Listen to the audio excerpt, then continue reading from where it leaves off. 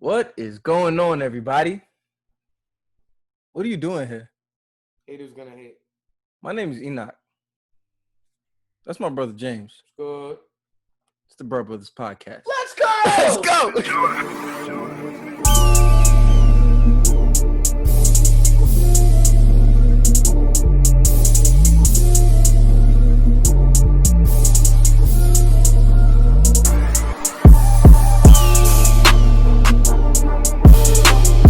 Welcome back to the Blood Brothers Podcast, everybody. Y'all know how we like to do it before we get going. Let's bow our heads.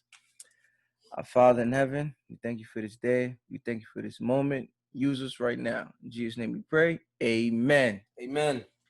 Was good. But I'm out here in North Carolina. We're in the South, baby. Yeah, I do that kind of, but even when I'm in North Carolina, the mission still The mission don't change. the Nothing same. changes. Just the location. Tell them about it. What's up? Empowering men to become leaders in society under God's law. Consequently, men, women, and children understand the foundations of what it is to be a real man. What's up, man? What's up, man? Y'all know the leadership is in our mission statement. So we know we had to start a series on it. Last week was the first episode. If you missed it, go back. Check that. Foundations. Talked about the foundations of leadership. And today we're just going to dig a little bit deeper. So which direction you want to take this today? Well, for me, leadership is driven by moral forces. What do I mean? That means the character of the person who's a leader, not just men, but women as well. So I think we should title this one, The Moral Force of Effective Leadership. Okay. So this way we can keep it in the perspective of people who manipulate principle according to what they want compared to living a righteous lifestyle. Okay. All right. Now, before we even get into that, I want to ask you something. Something just came to mind. What was your first, on a personal level, experience with leadership or first encounter, or where we could say like either saying that you saw yourself as a leader or understanding? I guess that's two questions. At what point was your first experience noticing like, okay, I'm a leader, and what was your first experience as somebody else as a leader? So basically, what was my first experience, and then another person, like meaning leading somebody? Yeah. Or somebody leading you that you looked up like, oh yeah, he's a leader. So my first time ever experiencing a true leader was a gentleman named Coach James Samuels. He trained me in basketball my senior and junior year in high school. And what he did was he showed me that leaders are people who empower others to be great. Yeah. That man seen something great inside of me, and he put the time in to actually really work with me and teach me basketball. But more than that, he taught me how to push myself and raise my mental capacity. One thing he told me one time, and I'll never forget it, he goes, I have no problem with you being arrogant on the court, but have a reason to be arrogant. So I said, what do you mean? He said, make sure that your work ethic is worth your arrogance. And I never forgot that. That's fire. That's fire. So you would consider yourself a leader, right? Of course. What was your first experience? How did you come to that realization? What was your first experience? Or was it something that happened in the past that later on you was like, oh, I've had that leadership since then? I think throughout my life, I've always stood out in the sense of I wasn't easily moved by my environment, right? But I think when I came to the realization that I was a leader was when I became a father. That was the defining moment where I'm like, hold on a second. Yeah, it's real now. I'm definitely a leader. But what happens is once you identify yourself as a leader, now you have to become an effective leader. So that process was something totally different compared to understanding like, hey, I'm a leader, but now I have to learn leadership skills. So the crazy thing you said, effective leader. I've been in the experience myself where I've learned about myself effective leadership and non-effective leadership. Okay. So one thing that I would say that I'm grateful for my parents, they always just pushed in me, don't be a follower, know who you are. That's one thing they always constantly said to me. So I just never really had to look to be a leader. Gotcha. It was something that was just embedded in me, right? Yeah. So in high school, I was captain football team. Ooh. Yeah. But Good one. Yeah, we're not about to do this. All right, go ahead. So no, I'm about to explain to you. So I was the captain of the football team. Okay. So I would be that guy in the middle, getting everybody hyped, doing that. And that was the vocal leader aspect of me. I noticed later on, I was like, okay, he was leader. Okay. But here's where I would say the ineffective leadership, where I didn't understand until later in life.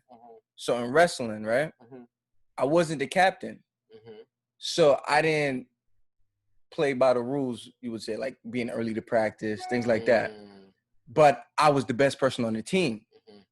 And my coach would come to me and say, yeah, you're not a captain, but people follow you because of what you do on the field, well, on the mat. And then I'll be like, well, I'm not captain. Like, you got your captains. I'm just doing my thing. I come to practice. And but he's like, but you understand, even though you don't see yourself as a leader, you are a leader because of your accomplishments and what you're doing. That made me understand, like, oh, even though I'm not in leadership position, because of my accomplishments and my, I guess, abilities, people, they lean to that. So you automatically become a leader without even knowing it. And that goes back to, I was thinking about Charles Barkley. Remember, he would say, like, I'm not your leader. Like, that's not the role. I just came to play basketball. I'm not your role model. Yeah. Don't look to me to be a role model. So I started to understand, like, yo, sometimes it's put on you without even wanting it. Well, I would say that this actually goes back to the foundation of what we were speaking about. Because, I mean, I don't know if you guys seen the last episode, but I'll give a little preview of it. You have to remember, leadership isn't about people following you. It's about you manifesting who you are. Yeah. And through your success of becoming who you are, people are attracted to that. Yeah. And then what happens is, through that attraction, you're able to gain influence. The influence is something that is a gift from another person. It takes a lot for a person to really look up to somebody. Yeah. Or say, yo, I like this cat. You're a good dude, right? So I want to emulate some of the characteristics of that person. So what happens when you say that, that was a perfect example. You manifested a gift that God gave you. It was a God-given ability that you were very successful in. Yeah. You acquired influence. Through your influence, now you have people who are attracted to your gift, and they allowed you to influence them. Yeah. Even if it's not something you asked for, it's what leadership really is. See, now, if you were in a different mind frame at that age, you would have been like, yo, I can empower these people who are looking up to me to be a beast just like I am on the field or on the mat, whatever it is. Yeah. But like for me in high school, I was the captain of the team, and you know, I knew I was a leader no matter what title it was. Yeah. The difference with leadership now is, because you have a title doesn't make you a leader. That's a fact, right? We don't need more. Yeah. We don't need more people in positions of power. We need more leadership in the positions of power. There's a difference. Big difference. Because what happens is, if you have a person, which goes back to the moral force of leadership, who's in power. Moral force of effective leadership, of who's in power. If their moral force, meaning their character, the way they conduct themselves daily, the things that they do behind closed doors, their integrity, things of that nature is in question, then they're going to be, instead of a leader, they're actually going to be poison to the community that they're influencing. Yeah. Major difference. Yeah, right? That's a huge difference. You have to consider the characteristics of it. Matter of fact, let's get into it a little bit. Yeah. So when we're talking about the moral forces, what would you think, if you could pinpoint 3 characteristics of a quality leader, like an effective leader, what would they be? Helping others. Okay. Serving, that lines up with that. Being able to have empathy. Okay. And also being able to be accountable. Okay. So boom. I even like the order you put. So you put accountability, boom, empathy, servitude. Yeah. Perfect. So within that, the question would be, now when you speak about accountability, as a leader, why is that so important for leaders to have accountability? Man, as a leader, if you don't have let's make it a scenario. Okay. Let's say I'm running a Fortune 500 company, and something goes wrong within the company. And I go on in the meeting and say, you know what? Something went wrong at this position before it got to me, but I'm going to take full accountability because I should have been on top of that. That steps down to everybody, instead of like, yo, I told y'all what y'all needed to do and y'all didn't do it. But if I'm able to come down to their level, like, yo, I understand messed up right here, but I should have taken more action to make sure at this point that mistake didn't happen. And now everybody starts to look at themselves, that trends down the line, like, oh, this is the type of business we're working for, where we're accountable for what we're doing. And he's not too arrogant to say, I messed up, I should have took care of that. And that's how you plant that seed in everybody else. So what you addressed just now is the mental philosophy that says accountability is the foundation of an effective leader, right? Yeah. So even considering that, we can even go into more personal terms. So as a husband, right, we'll say you have to be accountable for who you are, right? Yeah. More so than what your wife does or your children do, who you are. Why? Because an effective leader lives the life that they speak. So if put it like this, if that gentleman that was let's say for that example, that gentleman took the blame for a situation when he had self-reflection and said, hey, I should have did this and this would have had a better outcome. It's the same principle as a man who's saying, hey, I'm in charge of this family. It's my responsibility to make sure this family is effective in running, and I don't want to point fingers. So instead of going, yo, my wife did this, or my kids did this, or another, what's the best excuses? My dad used to do it, so now I do it. Exactly. All right. You take away all of the excuses and you just own up to what you're supposed to do. You're going to be better for yourself. And more important, you're going to be a solid rock for your foundation, which means your family. So when I look at an effective leader, they're always going to be doing constant self-reflection because it's impossible for you to have integrity if you don't constantly check yourself in every aspect of your life. So. Yeah, being able to humble yourself. Because now, if I'm able to go to you and say, you messed up, but I messed up on that too, because I should have been on top of that. That's gonna have you saying, nah, I feel what you're saying. I should have been on top of that. I respect that. But if I come like, yo, why you was on it? Then it's like, well, you didn't tell me I needed this done. But if I come off like, listen, I get it, that's my fault. Then you're more keen to say, you know what, it ain't even your fault. I should have been on top of that. You're right. And then what happens is, now it goes back to a good leader is an effective communicator. Yeah, communication. How can you communicate effectively? The easiest way to communicate effectively is having accountability. I say this all the time. It's rare that you can go to somebody and admit your faults and they're going to bash you for it. It's rare. That's true. It's a hard fight to say, if somebody comes to you and go, hey, listen, you know, I was thinking about it and I really messed up. I'm trying to work on that. But I just want to let you know I messed up. My bad.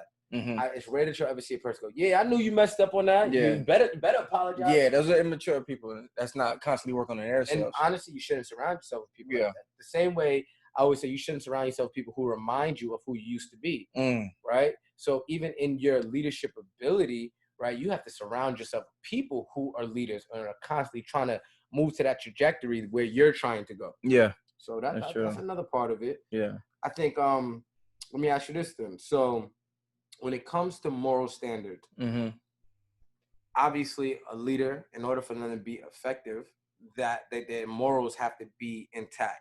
Okay. Now, how would you suggest a leader identify effective morals, right? In the sense of this, I'm trying to word it right. How would you say, if you're a father and you're a husband, and there are certain morals and principles that you're saying are effective for your family, what are the guidelines that you use to say what's wrong and what's right?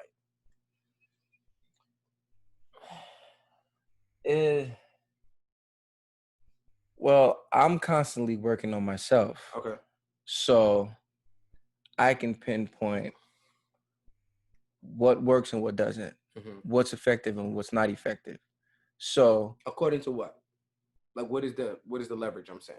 Like how do you honestly, biblical standards, biblical principles. Okay. So if I'm doing something that doesn't align with God, obviously I'm out of line. True. So if I'm saying to within my family, there's a certain way we need to conduct ourselves in public. There's a certain way that you need to speak to people. You have to treat everybody with respect. Yep. there's a certain way you carry yourself. When you walk into a room, you greet people. Mm-hmm. If that's not the foundation, it can go in so many different directions because you don't have a set standard of how we live in. Mm-hmm. So if I set a standard like this is how we live in, this is how we're gonna move as a unit, mm-hmm. we need to all comply with that. That's where it's more so like I'm not being a dictator. Mm-hmm. I'm setting the standard to where we have a structure. Because if there's no structure, mm-hmm. things fall out of place. 100%. So me being the head of the family, mm-hmm. I have to make sure that I'm structured, mm-hmm. so that when I bring the structure to them, they don't see me fold. Because once I begin to fold, mm-hmm. the crumbling begins. Because now they see like, wait, you set this standard, but you're not even living to it. So how are we supposed to follow that? Okay. And now we're just all over the place. Okay, so let's talk about biblical principles, mm-hmm. and morals and how they align. Yeah. Right. This is one thing that you have to. And this is why we call it effective leader, the moral force of effective leaders. Mm-hmm. Now, I would never tell a creator how to conduct or how to work his product, mm-hmm. right? So the philosophy that an effective leader will always adopt is an empowerment mind frame. Yeah. Right? So I'm going to break it down from the scratch, right? The philosophy of an effective leader would be, you're creating God's image. Mm-hmm. I'm creating God's image. Yeah. You have dominion rulership. Mm-hmm. I have dominion rulership. Mm-hmm. You don't have to follow me. I don't have to follow you. We rule together. Mm-hmm. You rule in your area of gifting.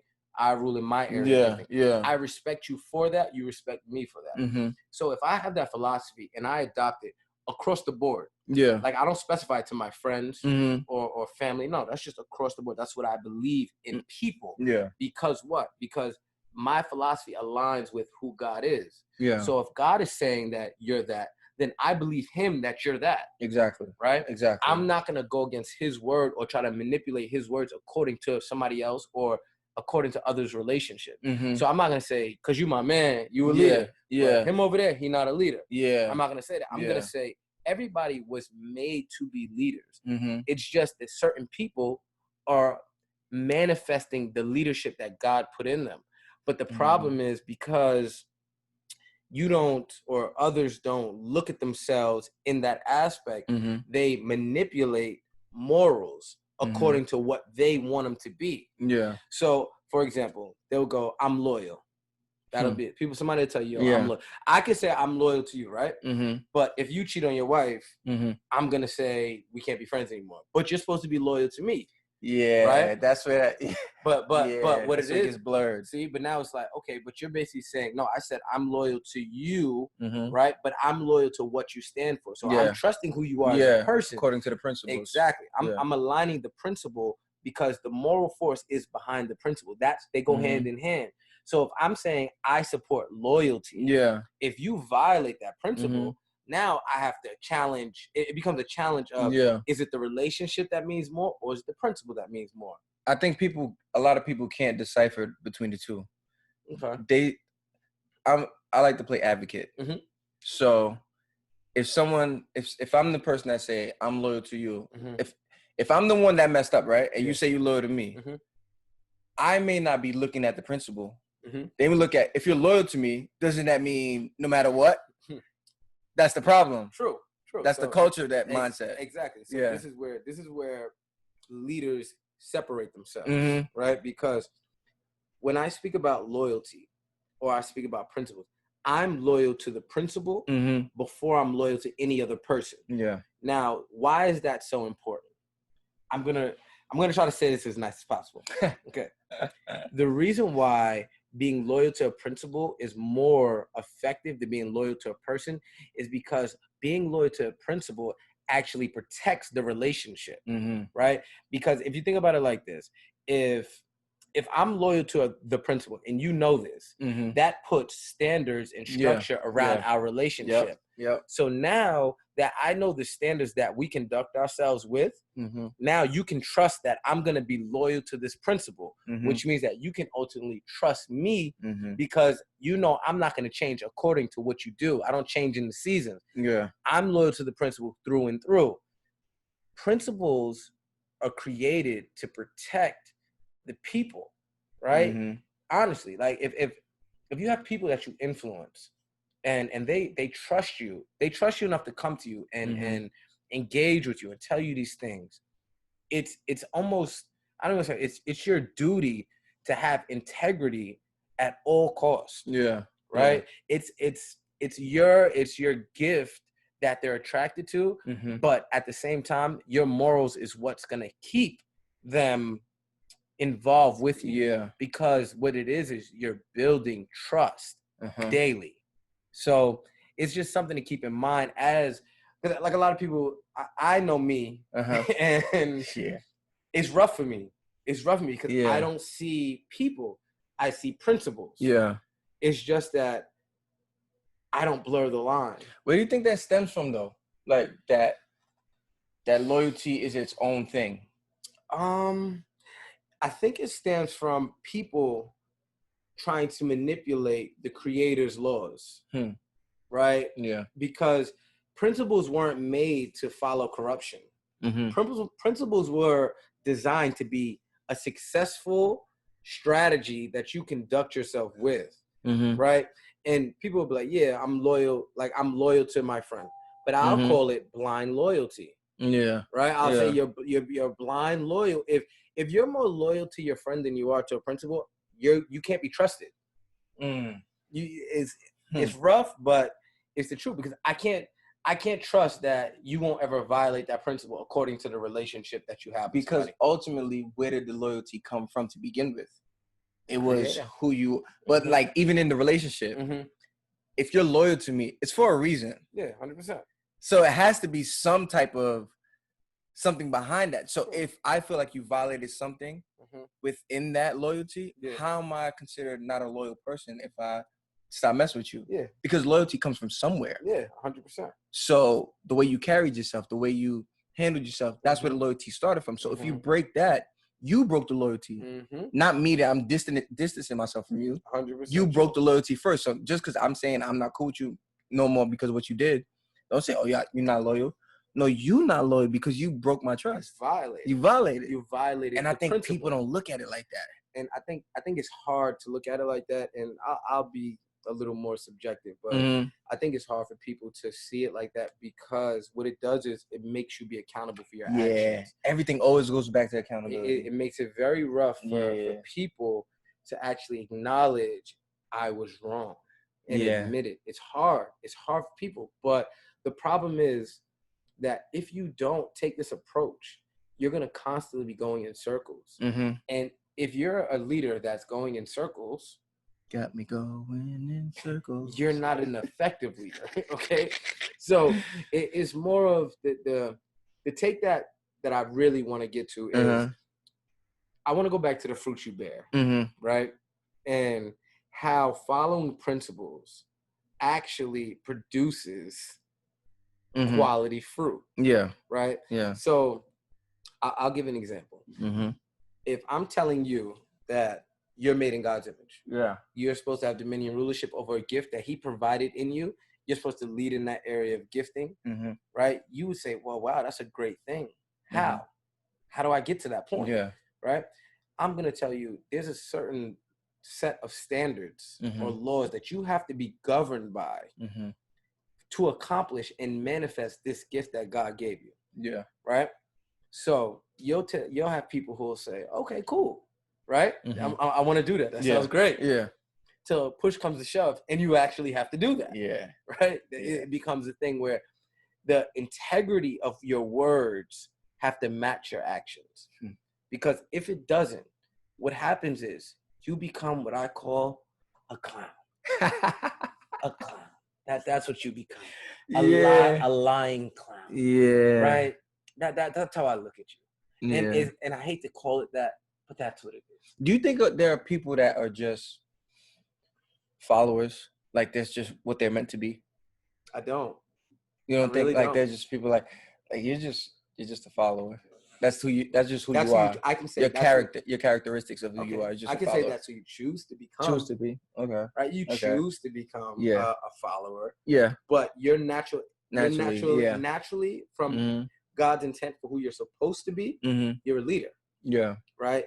It's just that it goes back to that thought process and the philosophies that govern your morals. Because remember, philosophy is a fancy word for your mind frame. Yeah. Right? Yeah. So if your mind frame is corrupt, your morals would be corrupt. And we could be saying the same moral.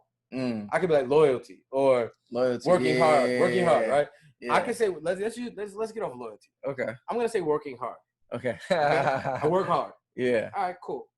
Working hard can be construed, or the concept of it could be altered by this. Yeah. You work hard, but what area do you work hard in? I trap. I go get it. Yeah. I'm moving this weight. I'm a shooter. I'm a rapper. And I'm a killer. Okay, that's a lot. That's a lot to take in. Whoa. All right, cool. So that's your philosophy. You're saying you work hard. Now I can go to you. I'm like, yo, you work hard? Yeah, bro. I work every day. I work 52 hours a week. I make a quality living, take care of my family, and I work hard. Yeah. Right? Two different philosophies, same principle. Same principle. Right? But the principle that was designed wasn't designed to be applied to a negative lifestyle. Yeah. Right? Yeah. So it's the manipulation of principles that people adopt according to their philosophy. Yeah. And that's where it confuses people, because they be like, well, he out here doing what he's not supposed to do, and he up. Yeah. But they're not looking at it as like, it's the same principle. Yeah. He's applying the principle to something negative. The most amazing thing about, not even trying to be funny, but the most amazing thing about God is that he created principles and philosophies. Or no, let's just say principles, not philosophy. Philosophies are man-made things according to culture. But he created principles. And these principles are so effective that if people apply them in the wrong aspect, it works. They will still work. They still work.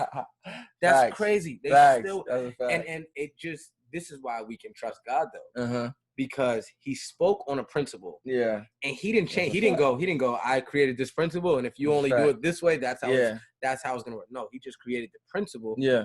And the principle works. It's just a matter of you having that willpower to say, I'm gonna do the right thing with this principle. And then what'll happen, the consequence or the fruit you bear will be a reflection of the principle. So if I'm trapping and I'm moving and grooving, doing my thing, right? I'm getting to this bag, and then I go to jail. Yeah, that's just the consequence of your actions, right? But if I'm not doing that and I'm doing the right thing, and I'm working, I'm doing what I got to do, I'm creating my business, I'm doing this thing, and then you manifest who you are in God's eyes. Now the consequences of the fruit you bear will be productive, and think about it like this. This will be the last point we make. Morals are the highest level of protection. Highest level of protection. Yeah. Applying principles or morals correctly allows you to sleep like a baby.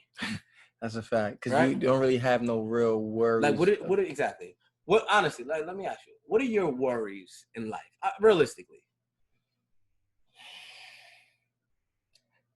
The fact that I would have to really think hard and think deep tells me that I don't have no real deep worries about anything. Not even in an arrogant way. It's just like I'm following a principle, a mindset, a lifestyle that doesn't afford me the possibility to be worried about anything.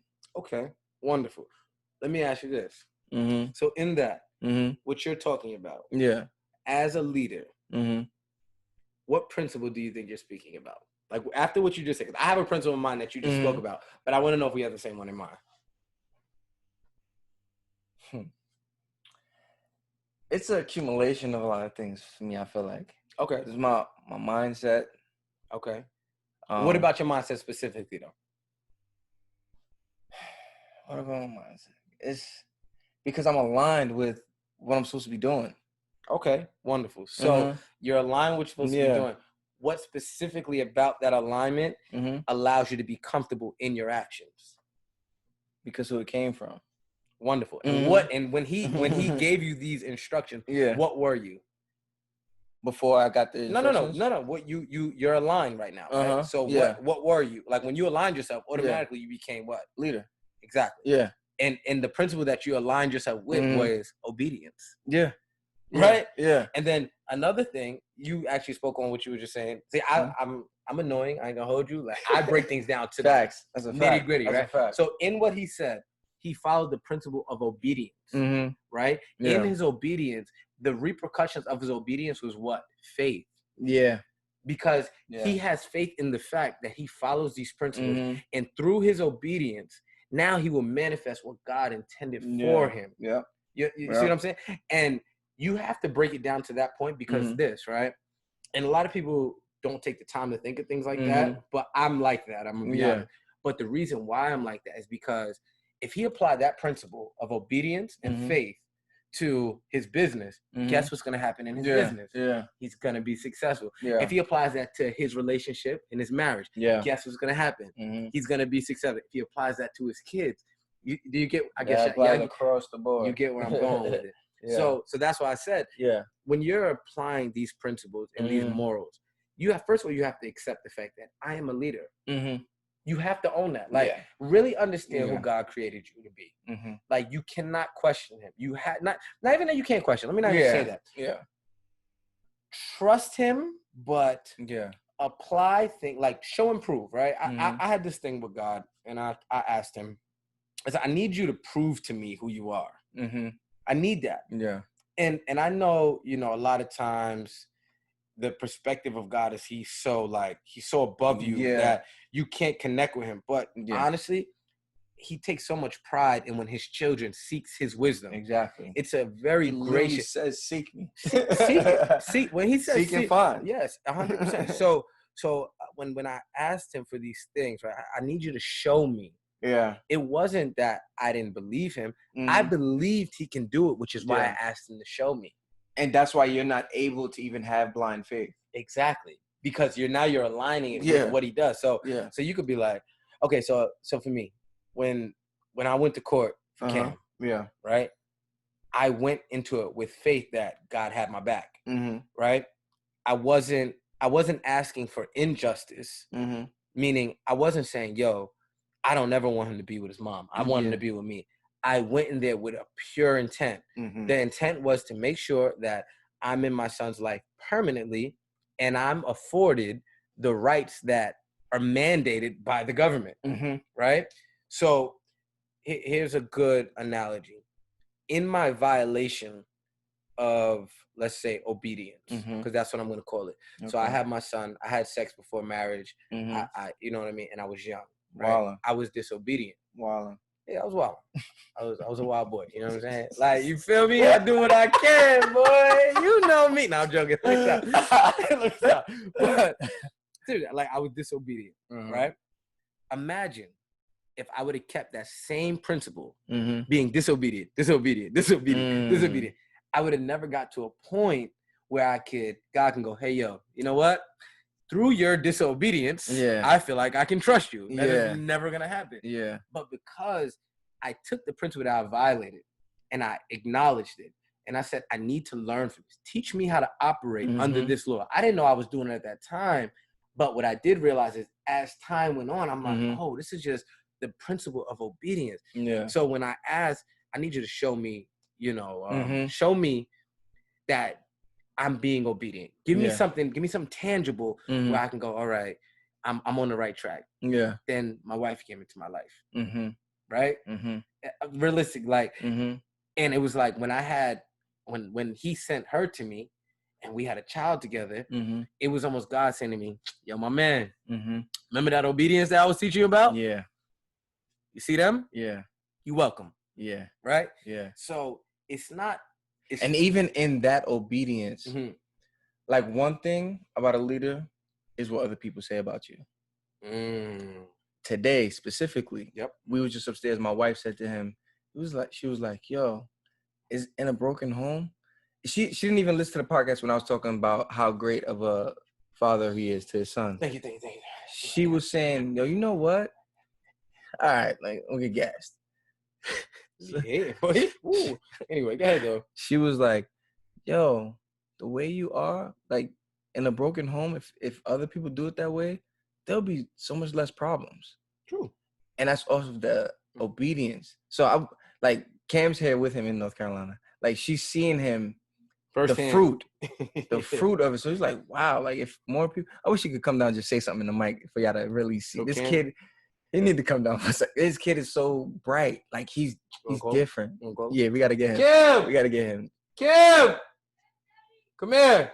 Because the way he is, you would not think he came from a broken home. I would be honest with you. He didn't come from a broken home because I was put together. I was his foundation. It's not it's not a broken home. Me and mom might be together, but it's not a broken home. I'm his father. Cam, come here. Oh my God. Come here, buddy. Let me talk to you. Come sit down. Right here. Come here. You're on the podcast today. Yay. You want to get on the camera? Stand up. All right, stand up. Yeah. All right, so let me ask you something. What do you think is the best part of me being your father? Your spirit, as Okay. I said earlier. I know, but he put it on you. He put it on Instagram. All right, but explain that though. Try to articulate a little bit better. How you always tell me to be better. Like Okay. the spirit. Mm-hmm. Why is that thing there? Don't worry about it. So let me ask you this, right? When as you grow up as a young man, and you learn how to become a man, right? Do you think I'm being an effective role model for you? How do you mean by effective? I mean, am I teaching you the right things? How to conduct yourself, how to live? Who do I tell you lives inside of you? God. Okay. And when you're gonna be successful, why are you gonna be successful?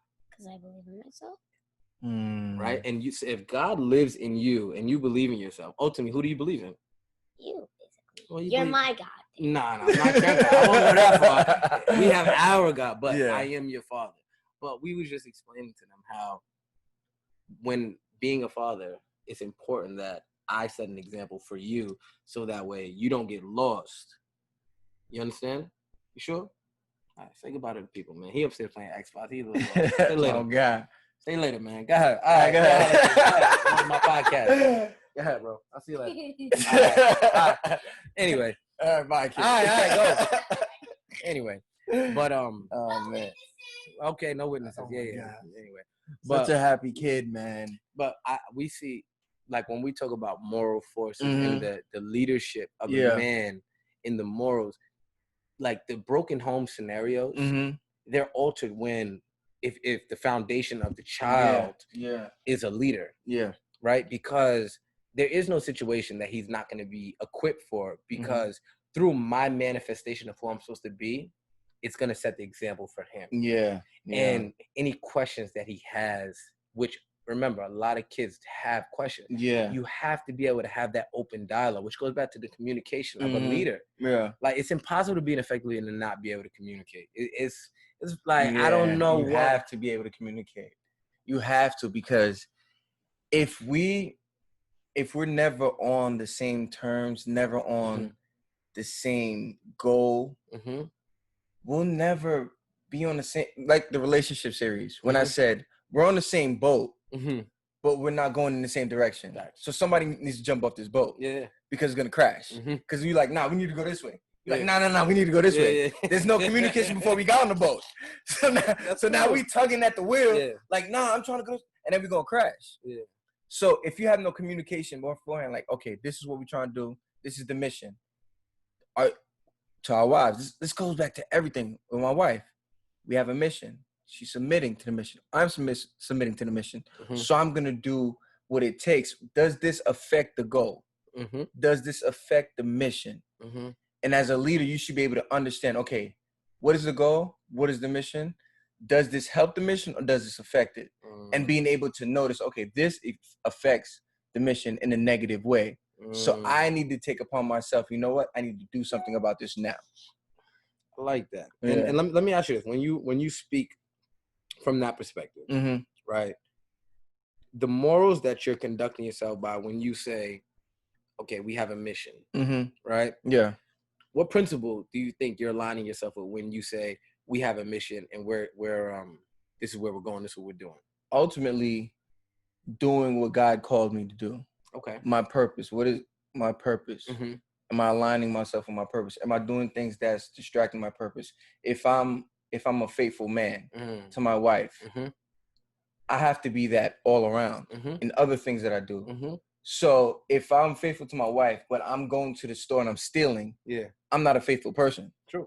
I'm just faithful to my wife. If I say I'm a hard worker or I work hard, there's a difference. When you're a hard worker, that applies to everything. True.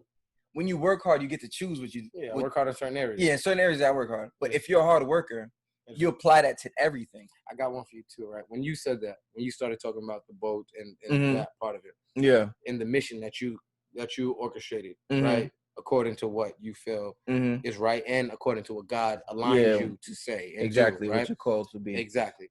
So what you said to me, just because, like I said, I break it down. What you said to me is that you plan. Yeah. You plan. Right. Yeah. So one thing about God is that you can't go to Him as a leader without a plan. You can't just come. You can't go to Him. And, what should I do? He's gonna look at you and go, I don't know. What do you want to do? Tell me. I gave you the tools. Tell me. I gave you a mind. I gave you free will. You're made in my image. You have everything you need to create a plan. Bring the plan to me. It might. I'll say this.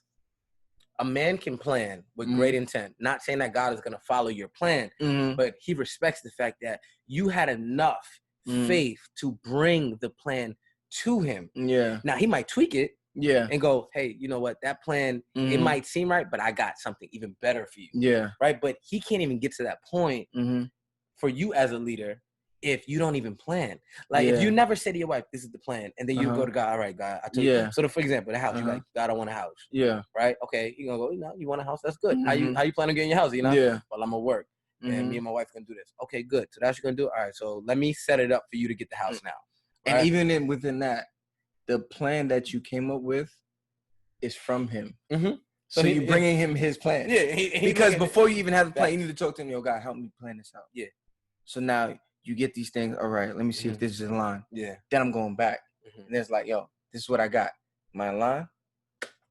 100%. You know what I mean? Even more than that, what you're producing, right, is good fruit. Yeah. Because what's happening is the things that you're trying to manifest and the things you're trying to become and do as an effective leader, they're gonna come true because you're aligning it with the right principles. You're not trying to manipulate the principle and go, yo, God, I'll work hard to get a house. Yeah. But then you go do something illegal to get the money.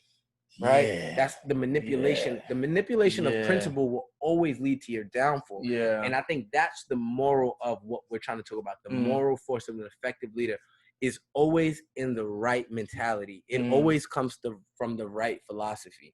Because within doing the right things, you're protected. Yeah. You're protected. Yeah. That's really what it comes down to. And an effective leader, they can't be worried about things that are I don't want to say above them, but they can't be worried about the consequences of their actions in a negative way. Yeah. Yeah. Right? Because if I'm looking at my back all the time, how am I lead you? Exactly. Right? Or how can I help guide you? Yeah. Right? You gotta be able to see the bigger picture. 100%. I always say it like this. If you're driving and you're looking in who did I hear this from? I forgot who I heard it from. So I'm not taking credit for it. Yeah. But if you're driving and you're constantly looking, I heard it from E.T. E.T.? Probably. Yeah. Well, it might have been Steve Harvey, I think. All right, Steve Harvey. Hey, so when you're driving, if you're looking in, matter of fact, it was E.T. I'm gonna give him his credit. Yeah, E.T. Hip hop preacher. If you're driving and you're looking in the rearview mirror the whole time, you're gonna crash. Facts. If the windshield is right here and I'm just looking in the rearview mirror, I'm gonna crash. You have to use the big, huge windshield in front of you. Why would you not use that? So if I'm going in the direction, it's okay to take a peek like, all right, I see that, keep it moving. You have to keep going and doing things that's going to get you to the direction where you're trying to go, not getting stuck in the mirror. Even more than that goes back to the effectiveness of your leadership. Yeah. And effective leaders are not going to keep looking behind them to try to figure out what's in front of them. Yeah. You have to have your mind focused on what's in front of you or who's in front of you. Yeah. Right? Yeah. Because ultimately, the moral force behind an effective leader is governed by the Spirit of God, right? The more outward government you need, meaning if I'm your friend, right? And I have a certain standard for friends. Mm-hmm. And I always got to tell you, yo, you need to make sure you don't do this. You need to make sure you don't do that. Right? Yeah. Now, to me, that means that internally your government isn't aligned with God, because there's nothing I should have to tell you specifically in the sense of this, in a moral aspect. Yeah. Little tweaking things. Yeah. That's fine. Yeah. We're talking about strong principles. Things that challenge your integrity, things that challenge who you are morally, your characters as a person. These type of things should never be in question. Yeah. If those are in question, I honestly, and this is not to be mean to nobody, but I don't feel like you should take any leadership position ever. Because for you to get the title and the position where you're going to be influencing people subconsciously, like you said, you were doing very well with it. It's natural. Success brings influence. It does. Right? Does. But for where that success or that gift that God has given you is going to bring you, your morals can't sustain it. Yeah. And the ripple effect of it is detrimental. Yeah. Generational. Generational curses happen just like this, with just a simple, you know what? Listen, I'm gonna just cheat on my wife today. I'm gonna just cheat on my wife. It ain't that deep. Like, I'm doing my thing. Or the best one is, yo, you know, we about to get married, so on the honeymoon or whatever, I'm gonna do my thing, because it's the last. Yeah. At that point, right then and there, that effective leadership is gone. You're definitely in a backward spiral. Yeah. But other than that, you got anything for the people, man? Man. Yo, crazy thing is, like, we come on this podcast, we have like, all right, this is what we're gonna talk about, cool. And then we always like go in a different direction. We do, but we don't. Like, I got a paper, and we hit every point. Pretty much. Yeah. The only thing we didn't talk about, yo, let me ask you this thing. Hold on, before we do that, let me ask you something. We talk about friends, we talk about fathers. How you feel about the climate of pastors being leaders right now? Here's the thing. I feel like ultimately followers, I wouldn't say make leaders, but in a sense, because if nobody's following you, then your influence has no weight. Okay. So within pastors, I don't like to generalize. I would say there are a few pastors that take that leadership and it goes to their head. And when I say that it goes to their head, that means they didn't come in ultimately prepared, I would say. Okay. Aligned with who they're supposed to be. Because if you get into that position, you should be ready for whatever comes with that. Because I don't think every pastor that's famous came into the game saying, like, that's my goal, to be famous. So you can't prepare for fame. You can prepare for fame, but I don't think people were prepared for fame. And then they get into those positions and they still lack in areas. And then on a big stage, you see the mess up. Okay. So ultimately, I would go back to people not being prepared for the stage and being put on the stage and put on this pedestal and not being able to live up to it. Okay, I can get with that. Yeah. I would say this. My issue with leaders in the religious communities as a whole is that it's rare that I ever hear them empower other people to become leaders. That bothers me specifically, right? Because if you're whatever you want to call it, a pastor, whatever is your position of power, just across the board. We're gonna talk about pastor, but just across the board, if you have a position of power, it is your obligation to understand the impact that you have on people. So it's ultimately your job to make sure that the lifestyle that you're living reflects the Creator. Because it's hard pressed that you ever see someone fall after one accident. It's definitely a ripple effect. Yeah. Right. Yeah. But if you're constantly improving yourself, and you're constantly understanding what it is to be an effective leader and the moral implications behind being an effective leader, right? You can have private principles, but it doesn't mean they don't go on a public stage. That's true. right? That's true. Because your principles, like I'll be honest, my principles that I live by are private. Yeah. But they're public as well, because if I'm around you and I'm conducting business with you, I'm saying whatever, you're gonna know my moral stance. Yeah. Right. Yeah. And I think a lot of people don't look at it like that. Oh, what I do in private is in private. Yeah. And that is a question of integrity. Yeah, that goes back to, because growing up, I always heard this, and I used to believe it too. Like your relationship with God is private, so you don't need to put it out it's there. Impossible. Yeah. Then as I got older, so I built my relationship. It's like, yeah, I have my own personal private relationship, but I represent Him. You're made in His image. My actions, it's not private anymore. Who I am out there is who I'm reflecting. So it's not private. It's not. It's public for people to see how I act. Who am I reflecting? Exactly. 100%. So your relationship with God is not part of like, oh, now I got my own relationship with God. He's still working on me. I'm just out here doing what I gotta do. Don't worry about it. I mean, like God know me. I got a good heart. I got a good heart. He know. God know my heart.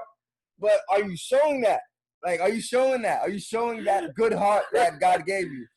Yo, he said, God know my heart. God know my heart. I've heard that so much. I've even said it when I was stupid and not understanding really who God was. Like, yo, God know my heart. Like, I'm out here, I'm having sex before church and after church. Like, God know my heart. Like, I go to church, I go play the drums. Like, you know who I am. Like, I mean, He's still working on me. Listen.